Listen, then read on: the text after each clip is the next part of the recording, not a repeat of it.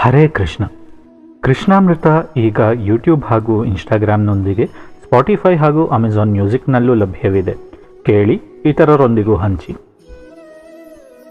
ಹಿಂದಿನ ಸಂಚಿಕೆಯಲ್ಲಿ ಸಂಚಿತ, ಪ್ರಾರಬ್ಧ, ಆಗಾಮಿ ಅಥವಾ ಕ್ರಿಯಮಾಣ ಕರ್ಮಗಳ ಬಗ್ಗೆ ಮಾತಾಡ್ತಿದ್ವಿ. ಆಗ ಒಂದು ಪ್ರಶ್ನೆ ಬಂತು, ಯಾವ ಕರ್ಮನೂ ಇಲ್ಲದೆ ಮೊದಲನೇ ಸಲ ಹೇಗೆ ಹುಟ್ಟಿದ್ವಿ ಅಂತ. ಈಗ ಅದ್ರ ಬಗ್ಗೆ ತಿಳ್ಕೊಳ್ಳೋಣ. ನತ್ವೇವಾಹಂ ಜಾತು ನಾಸಂ ನತ್ವಂ ನೇಮೇ ಜನಾಧಿಪಾಹ ನ ಚೈವ ನ ಭವಿಷ್ಯಾಮಃ ಸರ್ವೇ ವಯಮತಃ ಪರಂ. ಭಗವದ್ಗೀತೆ ಅಧ್ಯಾಯ 2 ಶ್ಲೋಕ 12.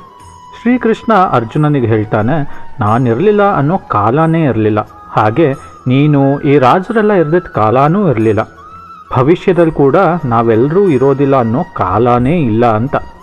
ಇದರಿಂದ ನಾವು ಏನು ತಿಳ್ಕೊತೀವಿ ಅಂದರೆ, ಮೊದಲನೇ ಸಲ ಹೇಗೆ ಹುಟ್ಟಿದ್ವಿ ಅನ್ನೋ ಪ್ರಶ್ನೆನೇ ತಪ್ಪು. ಯಾಕಂದರೆ ಕೃಷ್ಣನೇ ಹೇಳಿರೋ ಹಾಗೆ ಆತ್ಮಕ್ಕೆ ಆದಿಯಾಗಲಿ ಅಂತ್ಯ ಆಗಲಿ ಇಲ್ಲ.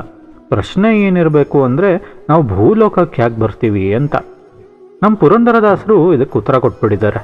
ಪುರಂದರದಾಸರೇ ಹೇಳಿರೋ ಹಾಗೆ, ಅಲ್ಲಿದೆ ನಮ್ಮನೆ, ಇಲ್ಲಿ ಬಂದೆ ಸುಮ್ಮನೆ. ಇದರಿಂದಾನೇ ಗೊತ್ತಾಗತ್ತೆ ನಮ್ಮನೆ ಭೂಲೋಕ ಅಲ್ಲ, ಅದನ್ನ ಬಿಟ್ಟು ಬೇರೆದಿದೆ ಅಂತ. ನಾವೆಲ್ಲ ಅಂದರೆ ಜೀವಾತ್ಮಗಳು ಕೃಷ್ಣನ ಲೋಕದಲ್ಲಿ ಅಥವಾ ಭಗವದ್ ಧಾಮದಲ್ಲೇ ಇದ್ದರೂ ಕೃಷ್ಣನನ್ನೇ ಮರೆತು ಈ ಐಹಿಕ ಲೋಕಕ್ಕೆ ಬರಬೇಕು ಅನ್ನೋ ಆಸೆ ಆಗಿದ್ದ ಕಾರಣದಿಂದಾಗಿ ಈ ಭೂಲೋಕಕ್ಕೆ ಬಂದ್ಬಿಟ್ವಿ. ಈ ಆತ್ಮ ಭೂಮಿ ಮೇಲೆ ಈ ಶರೀರದಲ್ಲಿದೆ ಅಂದರೆ ಅದು ಕೇವಲ ಮನುಷ್ಯ ದೇಹ ಅಂತ ಅಲ್ಲ.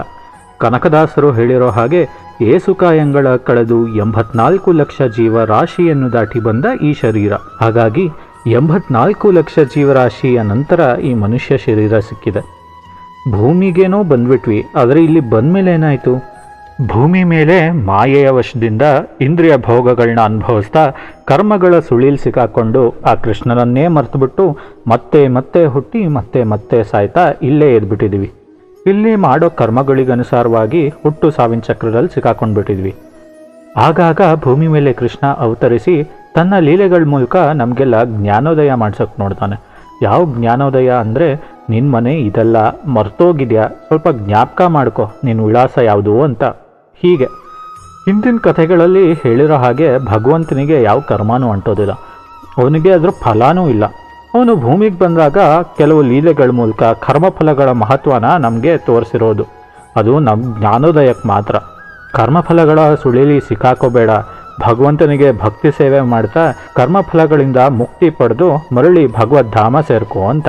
ಹಾಗಾಗಿ ಹಿಂದಿನ ಸಂಚಿಕೆಗಳಲ್ಲಿ ಕೃಷ್ಣ, ರಾಮ, ಸೀತೆ ಹೀಗೆ ದೇವರ ಲೀಲೆಗಳನ್ನು ಹೇಳಿರೋದು ಕರ್ಮಫಲದ ಮಹತ್ವ ತಿಳ್ಕೊಂಡು ಮತ್ತೆ ಕರ್ಮದ ಸುಳಿಲಿ ಸಿಕ್ಕಾಕೊಳ್ಳದೆ ಭಕ್ತಿ ಸೇವೆ ಮೂಲಕ ಭಗವದ್ಧಾಮಕ್ಕೆ ಹಿಂದಿರುಗಬೇಕು ಅಂತ.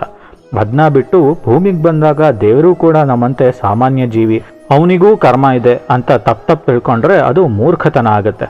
ಯಾಕಂದರೆ ತುಂಬ ಜನ ಹೇಳೋದನ್ನ ಕೇಳಿರ್ತೀರ, ದೇವರು ಕೂಡ ನಮ್ಮ ಥರ ಸಾಮಾನ್ಯ ವ್ಯಕ್ತಿ, ಅಥವಾ ಇನ್ನೂ ಒಂದು ಹೆಜ್ಜೆ ಮುಂದಕ್ಕೆ ಹೋಗಿ ಕೆಲವರು ಐ ಆಮ್ ಗಾಡ್, ನಾನೇ ದೇವರು ಅನ್ನೋರು ಇದ್ದಾರೆ, ಮುಂದೇನೂ ಇರ್ತಾರೆ.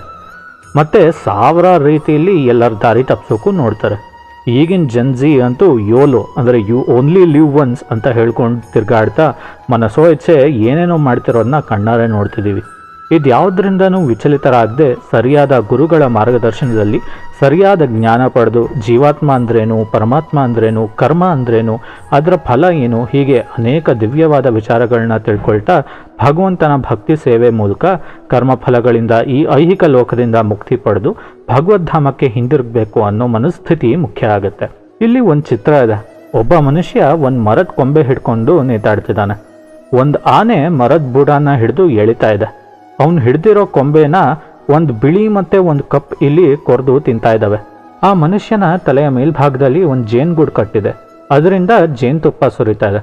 ಆ ಮನುಷ್ಯನ ಕಾಲ್ಬುಡದಲ್ಲಿರೋ ಕೊಳದಲ್ಲಿ ವಿಷಸರ್ಪಗಳು ಹೆಡೆ ಎತ್ತಿ ಕೂತಿದ್ದಾವೆ. ಪಕ್ಕದಲ್ಲೇ ಭಗವಂತ ಆಸರೆ ಕೊಡೋಕ್ಕೆ ಸಹಾಯ ಹಸ್ತ ಚಾಚ್ತಿದ್ರೂ ಕೂಡ ಮನುಷ್ಯ ಮಾತ್ರ ನಾಲ್ಗೆ ಚಾಚ್ಕೊಂಡು ಮೇಲಿಂದ ತೊಟಕ್ತಿರೋ ಜೇನುತುಪ್ಪದ ರುಚಿಲಿ ಮೈ ಮರೆತು ಬಿಟ್ಟಿದ್ದಾನೆ. ಇಲ್ಲಿ ಆನೆ ಅಂದರೆ ನಮ್ಮ ಪೂರ್ವಜನ್ಮಗಳ ಸಂಚಿತ ಕರ್ಮ, ಕೊಳದಲ್ಲಿರೋ ಸರ್ಪಗಳು ಭವಿಷ್ಯದಲ್ಲಿ ಬರೋ ಆಗಾಮಿ ಕರ್ಮ, ಮರದ ಕೊಂಬೆ ನಮ್ಮ ಈಗಿನ ಜನ್ಮ ಅಥವಾ ಜೀವನ. ಅದನ್ನ ಹಗಲು ರಾತ್ರಿ ಅನ್ನೋ ಬಿಳಿ ಮತ್ತು ಕಪ್ಪು ಇಲಿಗಳು ಕೊರೆದು ತಿಂತಾ ಇದ್ದಾವೆ. ಆ ಜೇನುಗೂಡು ಮತ್ತೇನೂ ಅಲ್ಲ, ಅದು ಮಾಯೆ.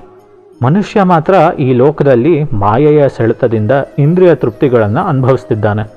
ಭಗವಂತ ನೀಡ್ತಿರೋ ಸಹಾಯ ಹಸ್ತಾನೂ ನೋಡದೆ ಜೇನುತುಪ್ಪ ಅಂದರೆ ಈ ಲೋಕದ ಸುಖಗಳು. ಅದ್ಯಾವುದು? ಕರ್ಮೇಂದ್ರಿಯಗಳ ಸುಖಗಳು. ಕಣ್ಣಿಗೆ ನೋಟ, ಮೂಗಿಗೆ ವಾಸನೆ, ನಾಲ್ಗೆಗೆ ರುಚಿ, ಕಿವಿಗೆ ಶಬ್ದ, ಚರ್ಮಕ್ಕೆ ಸ್ಪರ್ಶ.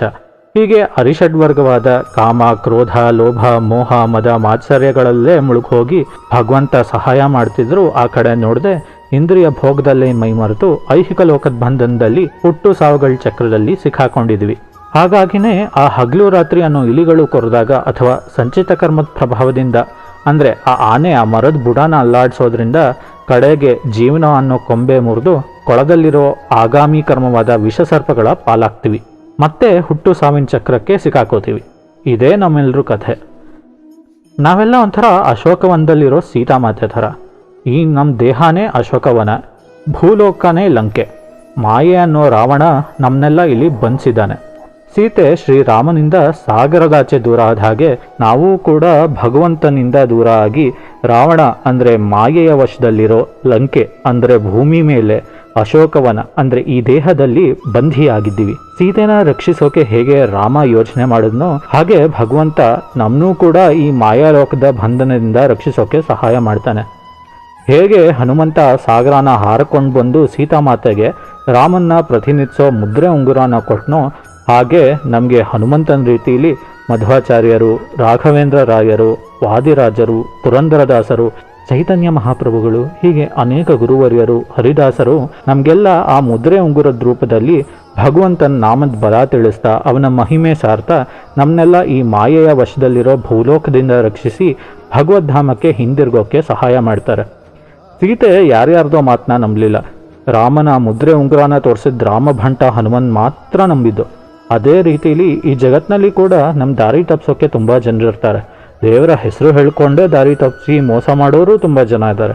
ಹಾಗಾಗಿ ಹುಷಾರಾಗಿ ಹೇಗೆ ಆ ಮುದ್ರೆ ಉಂಗುರ ನೋಡಿ ಆ ಉಂಗುರ ರಾಮಂದೇ ಅಂತ ಸೀತೆಗೆ ಗೊತ್ತಾಯಿತೋ ಅದೇ ರೀತಿ ಸರಿಯಾದ ಗುರುಗಳ ಮಾರ್ಗದರ್ಶನದಲ್ಲಿ ಮಾತ್ರ ನಾವೆಲ್ಲ ಈ ಮಾಯೆಯ ಲೋಕದಿಂದ ಮುಕ್ತಿ ಪಡೆದು ಭಗವಂತನ ಹತ್ರ ಮರಳಿ ಹೋಗೋಕ್ಕೆ ನಮ್ಮ ಸಕಲ ಪ್ರಯತ್ನಗಳನ್ನು ಮಾಡಬೇಕು. ಆದರೆ ನಾವು ಮಾತ್ರ ಆಗಲೇ ನೋಡಿದ ಚಿತ್ರದಲ್ಲಿದ್ದ ಮನುಷ್ಯನ ರೀತಿ ಮಾಯಾಲೋಕದ ಇಂದ್ರಿಯ ಭೋಗ ಅನ್ನೋ ಜೇನುತುಪ್ಪ ಸವಿತಾ ಆ ಭಗವಂತನನ್ನೇ ಮರೆತು ಕಾಮ, ಕ್ರೋಧ, ಲೋಭ, ಮೋಹ, ಮದ, ಮಾತ್ಸರ್ಯಗಳಲ್ಲೇ ಮುಳುಗೋಗಿದ್ದೀವಿ. ಪುರಂದರದಾಸರು ಈ ಅದ್ಭುತ ರಚನೆನ ಇದಕ್ಕೆ ಮಾಡಿದ್ದಾರೆ ಅನ್ಸುತ್ತೆ. ವ್ಯರ್ಥವಲ್ಲವೇ ಜನ್ಮ ವ್ಯರ್ಥವಲ್ಲವೇ, ಅರ್ಥಿಯಿಂದ ಹರಿಯ ನಾಮ ನಿತ್ಯ ಸ್ಮರಿಸದವನ ಜನ್ಮ ವ್ಯರ್ಥವಲ್ಲವೇ, ಹರಿಯ ಸೇವೆ ಮಾಡದವನ, ಹರಿಯ ಗುಣಗಳೆಳಿಸದವನ, ಹರಿಯ ಕೊಂಡಾಡದವನ, ಹರಿಯ ತಿಳಿಯದವನ ಜನ್ಮ ವ್ಯರ್ಥವಲ್ಲವೇ. ಹರೇ ಕೃಷ್ಣ.